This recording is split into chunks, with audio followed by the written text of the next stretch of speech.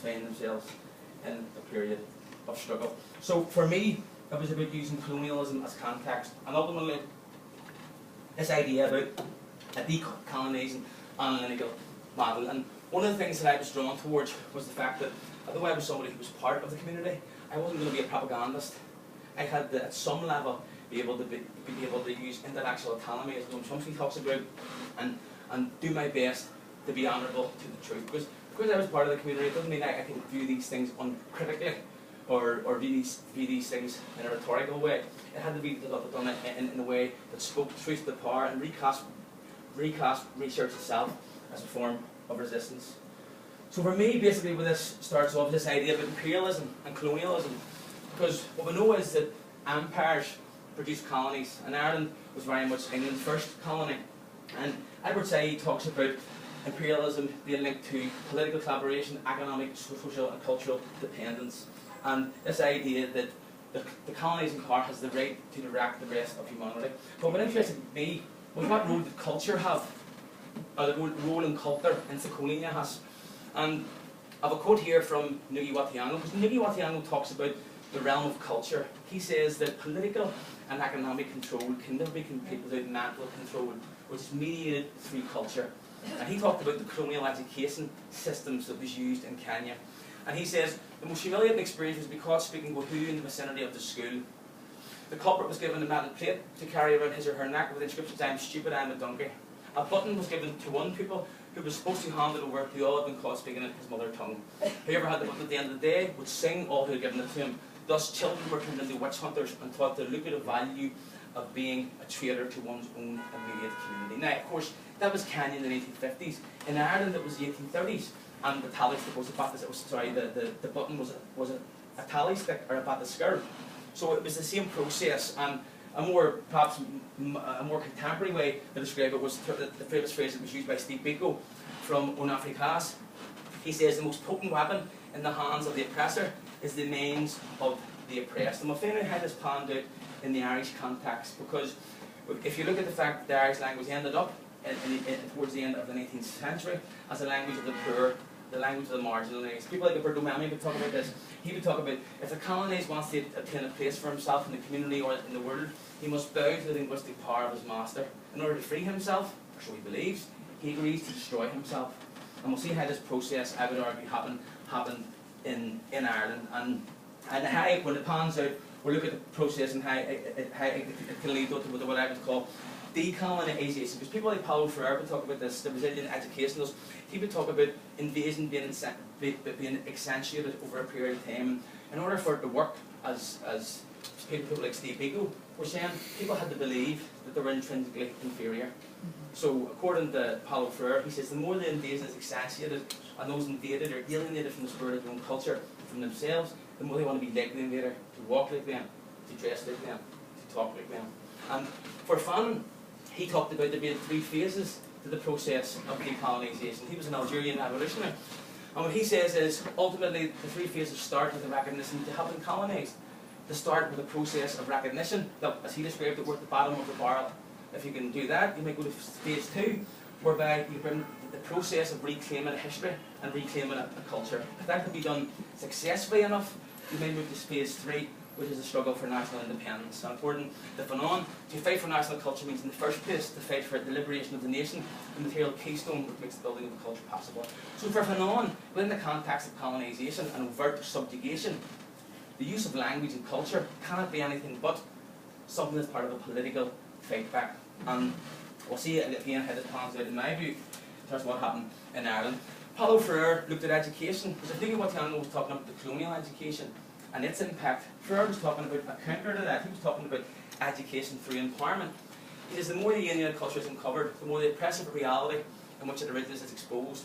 Knowledge of the alienated culture is to transforming action, resulting in a culture being free from alienation. And I would argue that some of the people I'm going to introduce to you tonight are activists that were freed from alienation. Because he talked about, the term he used was conscientiation. He had people eventually attain critical consciousness, where they begin to challenge these ideas that they're inferior or they're not worth it. And they move from a process of viewing themselves as inferior to a process where they end up as agents for change. And we'll see ultimately how the agents of change come about in the Irish context. basically, in terms of Ireland, the decolonisation and reconquest very much fits the Fenonian model in my view. Common middle class Gael formed in 1884. By the time 1880 comes, it's the fastest growing sporting organisation in the world. Connu na Gaeilge, the de-Anglicisation policy of people like Douglas de Hege, by the turn of the century, it's the biggest, fastest growing social movement of its kind in Europe. People were rallying to it, in my opinion, because they're seeing it as part of a decolonising fight back. According to Paddy Pierce, when the Gaelic was formed, the Irish Revolution began. And ultimately, Pierce was one of the key activists during this time, because he began to talk about decolonising the Main. He talked about in this book, The Murder Machine, people believing that the chains were ornamental, and it was time to break free from this. He talked about education being something that should be done in a worldly sense, and ultimately, this led, I would argue, helped lead to the Easter Rising of 1916. 60% of those who took part were members of Connu na Gaeilge. 6 of the 7 people who signed the proclamation were members of Connu na Gaeilge, and ultimately it would lead to the Irish language being central to the democratic programme of the first Dáil. And Neil McGull Hindu Awards for the Star and so because people know what happened in the aftermath.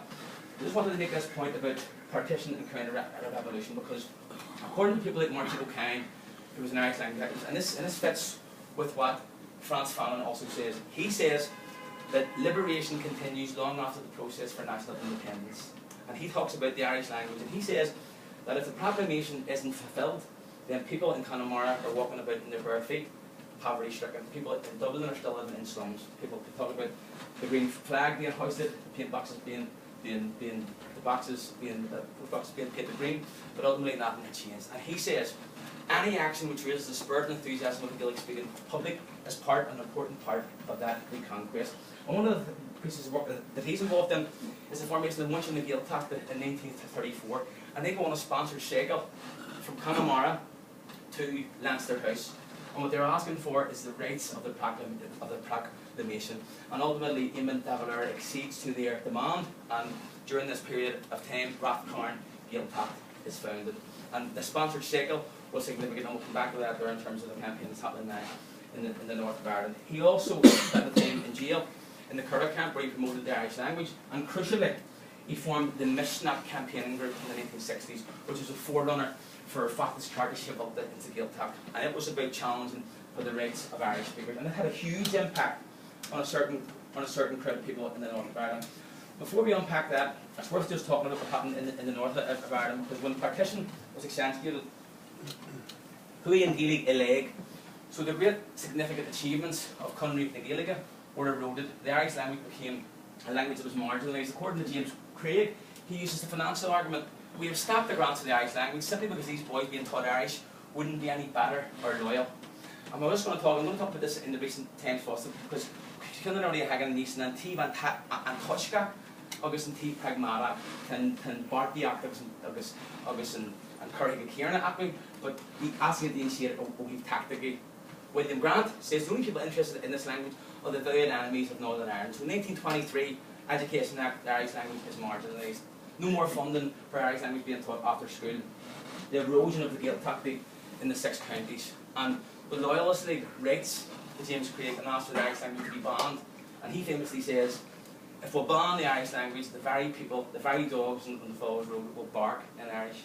And the point he's making is that we'll have the same tactics, we'll have the same aims, but if you ban it outright, it's going to have a bigger impact. And this would culminate, part of the policy of the Northern State was draconian legislation. The Special Powers Act was at the end of the South African regime in the apartheid. People could be arrested and held without trial for a protracted period of time.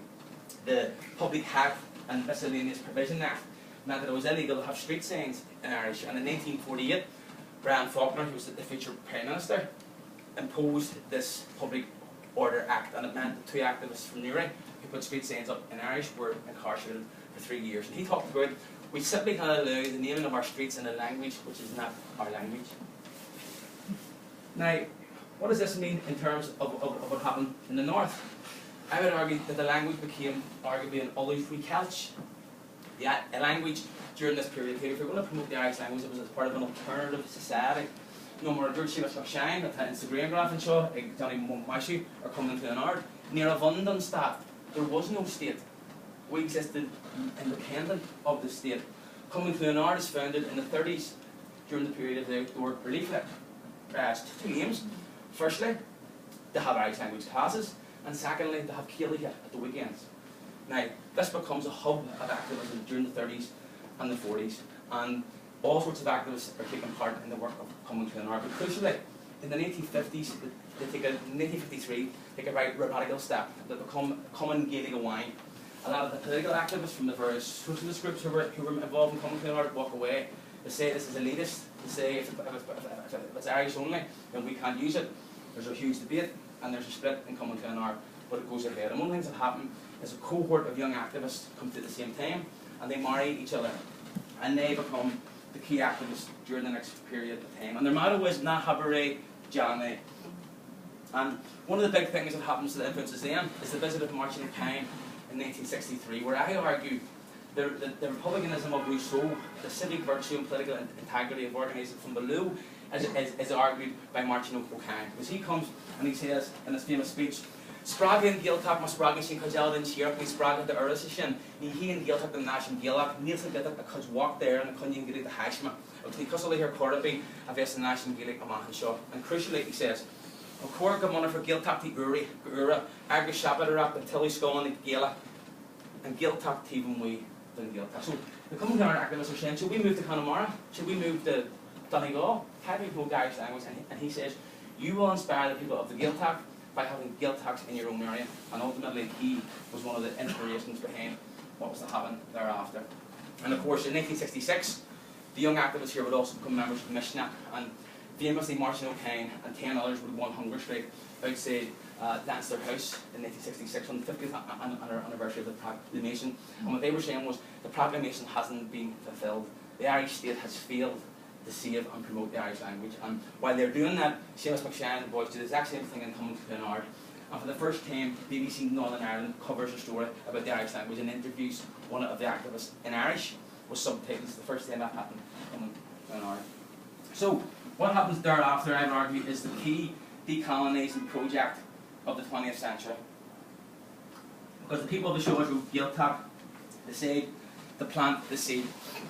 9 years in the making, culminating in 1969 with 9 homes. Crucially, they don't have any money, they don't do it without a penny of state subvention. They happen to have 2 friends. One of them, Sean McGill, who's an architect, a Gaelgore. The second one, Seamus Napier, who's a solicitor. And they helped the project. This is Sean McShane here, laying the foundations of the first home, Gaeltacht over Shoy. Without a community like this, we cannot demand our rights as citizens. No county council or government can administer to a language community interspersed within communities that do not share their demands. And one of the most beautiful things I would argue that happened during this time is the rebuilding of Shrags, Bombay. 1969, the pogroms happened, people are burnt out of their homes in the Lower Falls. The Gaeltacht Shoy activists have a meeting. One of the women stands up and says, we should rebuild all the homes. When? Well, we started on Monday. Na Habare, Johnny. And the process took a year and a half in the making and was hugely complicated. There was legal deeds, there was rescaping the streets, and it happened over a period of time where 32 homes were eventually built in Shrags, Bombay. It's more Seamus McShane, Iganamshin, Higmid Growing, Gullamak, Mask of Fubble, and Nam and Gatter, Nar Lore, Avay Lonnie or Gaeltacht Shoy. So in our need, we had to stand up at Total Shrags, Bombay. And according to Sean McGill, the housing association that was formed to do it had no profit motive. Nobody was a member of a political organisation. Our only association was the Irish language, and that was the common heritage that we shared. And of course, one of the things that happened in my own area, and I have an anecdotal story about this, was that they decided to go into the poorest area in West Belfast, the area that I'm from, and they formed a cooperative movement. White Rock Industries, that bought their own plot of land, a knitting factory that employed 27 people in our area. It was a cooperative and organised on cooperative values. In 1877, the British Army brought in Fort Jericho. When I interviewed Sean McGill, he says he famously rang the planning office and says, I have a letter here from the Ministry of Defence saying I have 24 hours to close the factory down. Like, we own this, is there anything that we can do about this? And the planning office says, MOD overrides it, you have to get out. The only thing you can do is charge them rent. So, in 1989, when they finally leave, £600,000 of rent was accrued for Sean McGill and Seamus Napier. And rather than taking this as a nice retirement fund, they decided to go to the Department of Education in the year aftermath of the Good Friday Agreement and asked to set up